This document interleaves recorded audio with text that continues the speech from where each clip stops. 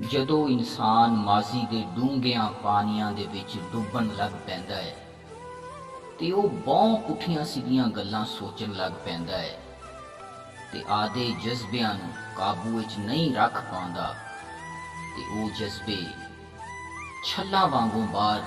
ਨਿਕਲਣ ਲੱਗ ਪੈਂਦੇ ਨੇ। ਮੁਨੀਰ ਨਿਆਜ਼ੀ ਹੋਰਾਂ ਇਹਨੂੰ ਕੁਝ ਇੰਝ ਬਿਆਨ ਕਰਦੇ ਨੇ, ਹੁਣ ਜੇ ਮਿਲੇ ਤੇ ਰੋਕ ਕੇ ਪੁੱਛਾਂ,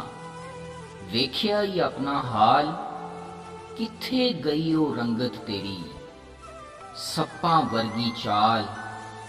ਗੱਲਾਂ ਕਰਦੀਆਂ ਗੁੰਡੀਆਂ ਅੱਖਾਂ, ਵਾਹ ਨਾਲ ਉੱਡਦੇ ਵਾਲ, ਕਿੱਥੇ ਗਿਆ ਉਹ ਠਾਠਾਂ ਮਾਰਦੇ, ਲਹੂ ਦਾ ਅੰਨਾ ਜ਼ੋਰ, ਸਾਵਾਂ ਵਰਗੀ ਗਰਮ ਜਵਾਨੀ, ਲੈ ਗਏ ਕਿਹੜੇ ਚੋਰ।